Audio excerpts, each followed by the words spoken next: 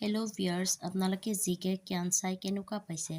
যদি আপোনালোকে জিকে জ্ঞান চাই ভাল পাইছে তেতিয়াহ'লে লাইক, কমেণ্ট, ছাবস্ক্ৰাইব কৰিব। আৰু আপোনালোকে যদি ইয়াৰে এনচাৰবোৰ আগতীয়াকৈ জানে তেতিয়াহ'লে আপোনালোকে কমেণ্ট বক্সত জনাব পাৰে। Thank U. ১ নম্বৰ প্ৰশ্ন, কোনখন দেশক কাবাডী খেলৰ জন্মদাতা বুলি গণ্য কৰা হয়?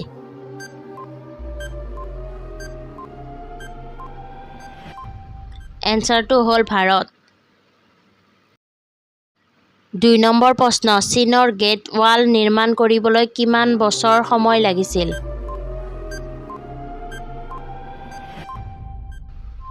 এনচাৰটো হ'ল ২০০০ বছৰ।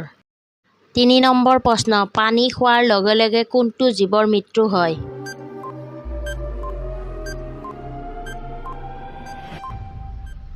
এনচাৰটো হ'ল কেংগাৰু।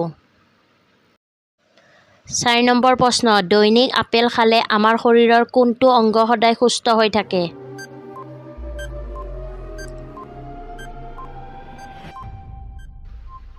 এনচাৰটো হ'ল যকৃত। ৫ নম্বৰ প্ৰশ্ন, ভাৰতত ১০ টকীয়া মুদ্ৰা বনাবলৈ কিমান খৰচ হয়?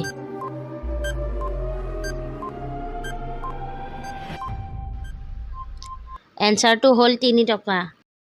৬ নম্বৰ প্ৰশ্ন, ভাৰতৰ কোনখন চহৰ আঙ্গুৰ খেতিৰ বাবে বেছি বিখ্যাত?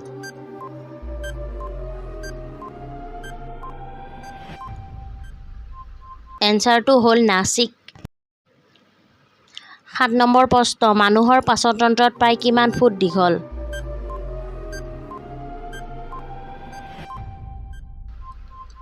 এনচাৰটো হ'ল ৩২। ৮ নম্বৰ প্ৰশ্ন, এটা কিডনীৰ ওজন কিমান?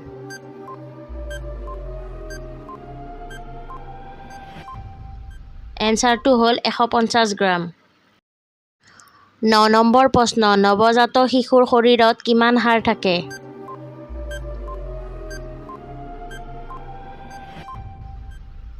এনচাৰটো হ'ল ৩০০ডাল। ১০ নম্বৰ প্ৰশ্ন, মানুহৰ শৰীৰত গড় তেজৰ পৰিমাণ কিমান?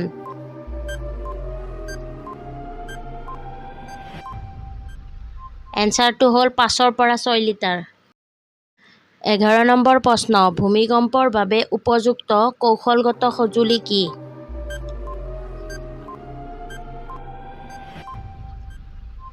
এনচাৰটো হ'ল ছিস্মোগ্ৰাফ। ১২ নম্বৰ প্ৰশ্ন, প্লাষ্টিক কোনে আৱিষ্কাৰ কৰিছিল?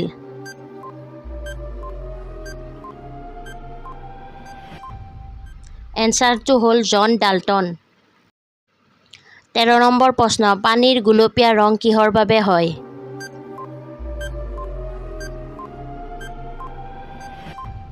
এনচাৰটো হ'ল পানীৰ বেঙুনীয়া বিকিৰণ। ১৪ নম্বৰ প্ৰশ্ন, কোনবিধ ফল খালে থাইৰয়ড আৰোগ্য হয়?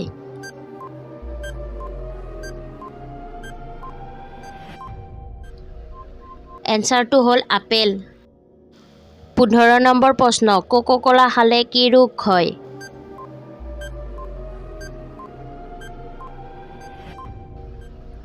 এনচাৰটো হ'ল ডায়েবেটিছ।